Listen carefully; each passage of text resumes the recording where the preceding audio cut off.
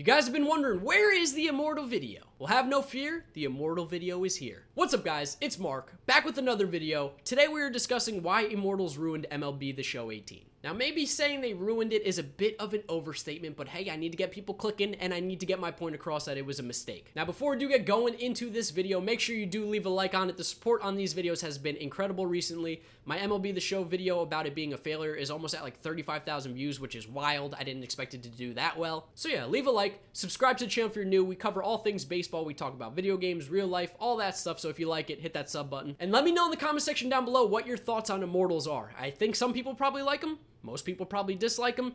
We'll talk about it. I'm hoping that this video can essentially give you a better understanding as to why I don't think they were a good idea. Let me start off by saying that I was excited about Immortals when the game came out. I thought they were going to be awesome. I thought it was going to be sick. The problem is the execution is just not there with them. So if we're going to talk about Immortals, let's start off from the beginning. And I'm talking about before the game came out. I'm talking about the Twitch live streams. We had San Diego Studios doing their live streams about MLB The Show, and they showed us some huge new legends. Babe Ruth, Mike Piazza, Vlad Guerrero, and Bob Gibson, just to name a few. And the big catch with these legends was going to be that they were going to be immortalized in the game. You were going to get the best version of them possible in MLB The Show 18. So if they hit a lot of home runs, but were fast at the beginning of the career, and were also good fielders, you were going to get that all in one card. It wasn't going to be based off 1 year. It was going to be based off their entire career, essentially. Which is a different version of card, because in this year and the last year of MLB The Show, it was going off a singular season. But now this card was going to be based off the entire career. These cards were promised to be the best cards in the game, and let me tell you, they didn't lie about that. They were 100% right. They are the best cards in the game, excluding maybe Jackie Robinson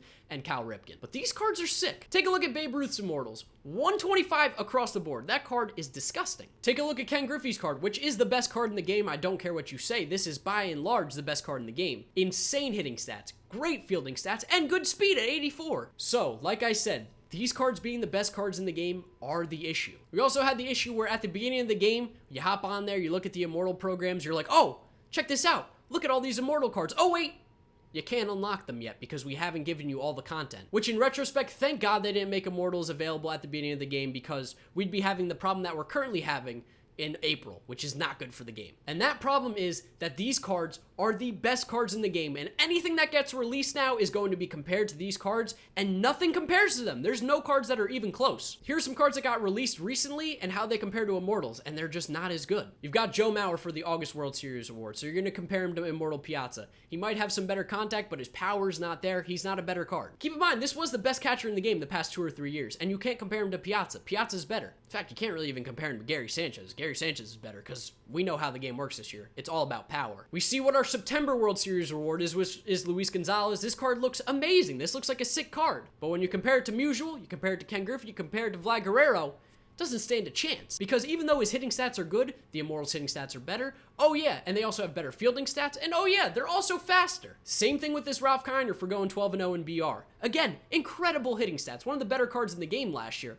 But you compare it to the Immortals, it stands no chance because, oh, great hitting, but the Immortals are better. Bad fielding, the Immortals are better. Bad speed, oh, the Immortals are faster. That's kind of the main theme of this. So by having these Immortals in the game, essentially all content is irrelevant. Unless you're dropping that Roberto Alomar from last year, or some sick shortstop card that we don't know about, there's not going to be any cards that are better than the Immortals the rest of the year. And that's a huge problem. And I could compare MLB The Show to Fortnite, but that's probably not fair. That game is a massive scale game. MLB The Show can't compete with it. No sports games can compete with it, honestly. But let's compare it to other sports games on the market. You've got Madden, you've got 2K, you've got FIFA. Those are the big three. Now, while people aren't fully satisfied with those games, you know what's one thing that they do? They release content that you can play with. You don't see Madden releasing endgame cards early on in the season. FIFA, well, they do a little bit differently over there. They give you the legends that pretty much everybody uses, but you wait until Team of the Year, Team of the Season time to get the best cards in the game. Immortals were released fully in the end of June, early July, which is about halfway through the baseball season, give or take. In Madden, FIFA, NBA, all their best cards get released at the end of their season. The best cards were released in MLB at the middle of the season. So all the cards that come out now after it are irrelevant, like I said. Who cares about them? Why would you spend your time and or money to go get those cards when you could take that time and money and put them into Immortals and get the best cards in the game without a doubt? For example, this Jacoby Ellsbury was released into packs. 90 rated, you go, oh, he's pretty good. You take a look at his card and you go, oh, he's not pretty good because I could just get an Immortal and he'll be better. Matt Holliday, you're like, oh, he's got a pretty decent hitting card, right? That's a card that's playable. Yeah, you're right, it is playable. But why would you spend your time or money in the event or buying him on the market when you could just do that and get an Immortal. Like I said, I'm not gonna pretend like I wasn't excited about Immortals when they announced them. They looked like they were gonna be sick, and they really are sick cards. It just comes down to the execution. So what probably would have been best is you wait about 3 months, and then you start releasing them maybe 2 at a time, 1 at a time. Every couple months, you release more. But you release them all at the same time at the end of June and July. People were able to get essentially done with these cards, just waiting for the career arcs that you then had to unlock to get the Immortals. So once those were done, people had Immortal cards. ScoMo uploaded a video having a full Immortal team on July 14th, which was basically 2 weeks after Immortals were released. And you guys see it on the screen. All Immortal lineup. No card in that game matters anymore. And I know not everybody has full Immortal teams. That's ridiculous. But the idea behind it is that you could get a full Immortal team. And therefore, why would these cards matter? You can spend the time to get those cards, or you can spend the time to get Immortals and not have to worry about any cards for the rest of the year. And that's the problem. There's no variety anymore. You're essentially just seeing teams come up with Immortals every single time. Basically, unless you play BR or events, if you play ranked seasons, you're guaranteed to see Immortals in every single lineup. And it stinks because someone like me who's obsessed with baseball, I mean, this entire channel is dedicated to baseball. It started off with just MLB The Show, but we've expanded into other things because I need my baseball fix. But I used to just play MLB The Show on this channel. That was the only thing I did. I've had to branch out and do other things, which I guess is a blessing in disguise because it's done great things for my channel. But I've had to expand and not just play this game because there's really not much to do with it anymore. Nobody cares about these new cards being released because the Immortals are better. They're not even releasing that many new cards. Shout out to Aqua. He's a member of the community. Does a lot of really cool things on Twitter. He's a little bit quiet. He doesn't do YouTube. So a lot of people don't necessarily know about him, but I'll leave a link to his Twitter in the description. But he went back through the old MLB The Show games and he found out this, and it's mind-blowing to me. The tweet reads, amount of cards released in each version of the game in August since MLB 16, excluding player of the month. You got MLB 16 with 33, MLB 17 with 41. MLB 18 has released 12 cards in the month of August. 12 cards! That is absolutely horrendous. It seems like they know over at San Diego Studios too that, hey, doesn't really matter what content we release because Immortals are the only cards that people care about now. I remember I used to get excited for all these new cards coming out every single week. 1, because they were going to be good cards and playable, and 2, it was new content. They're not giving us any new content. And in 2018, when you got to keep people's attention going at all times, if you get left behind, there's a good chance that the person might not touch that game again. But you've got to release content every week. I said it in my MLB The Show failure video. That was kind of my main focus. Was that content. You can hide behind mediocre gameplay if you have killer content. MLB 17 had killer content. The content last year was fantastic. And yes, there was issues with the gameplay, but someone like me, the average person, loved the game because there was plenty of content and they could get over the gameplay issues. This year when the content is mediocre and the best thing to work towards is an Immortal, and then once you have it, the content's irrelevant, the gameplay issues start to be glaring. And that's a problem. That is a huge problem because once the content stops, everyone focuses on the gameplay. And the gameplay this year honestly does not cut it. Is it better than last year? I honestly don't know. But the Immortals have caused us to now focus on the gameplay more and see that it's not good. Or it's not where it should be at least. So that's why Immortals have honestly ruined this game. They're the only cards that really matter in the game. They're by and large the best cards in the game, which they promised. That's fine. We all knew that was going to happen. But everything now that gets released is compared to that and is not as good. But they're not even releasing cards. 12 were released in August.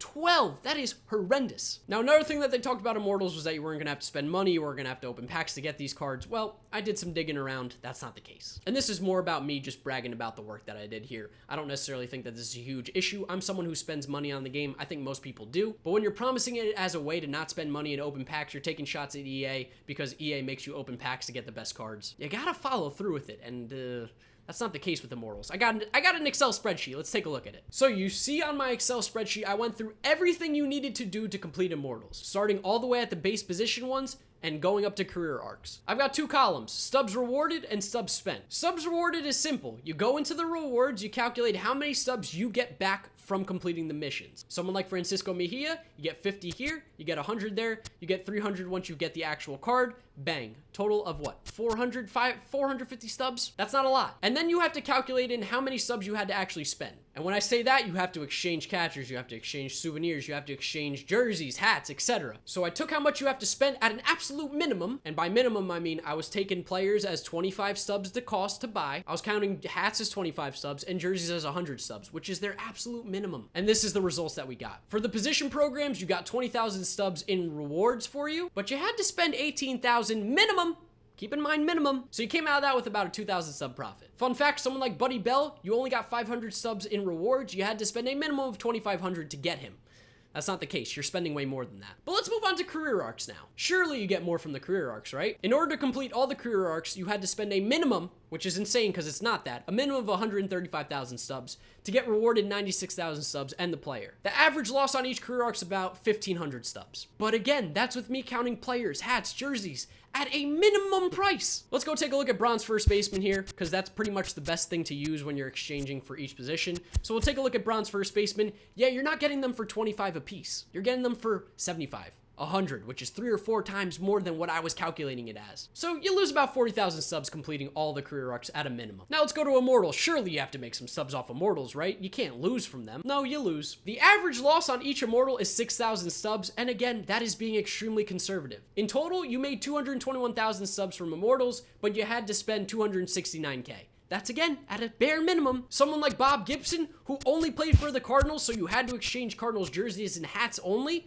And again, I was counting them at 25 for the hats, 100 for the jerseys. Let's just go take a look at what they cost. So if you wanted to buy Cardinals hats, you're going to be spending about 450, 500 subs each, which is way more than 10 times what I was counting them for in these calculations. And if you want to get jerseys, they're going for about 450 as well, so 4 times what I was calculating it as. So these calculations are extremely conservative. On the low side, you are spending way more subs. So when you're saying that you don't need to spend money to get the best cards in the game, that's just not true. So that's my feeling about Immortals and why they ruined MLB The Show this year. I'd love to know what you guys think about Immortals in the comment section down below, so let me know what you think. Subscribe to the channel if you're new and you enjoy the content, as well as leave a like. It's very much appreciated to me. That's gonna be it for this video. Hopefully San Diego Studio sees it, gets the feedback from everybody that we're given.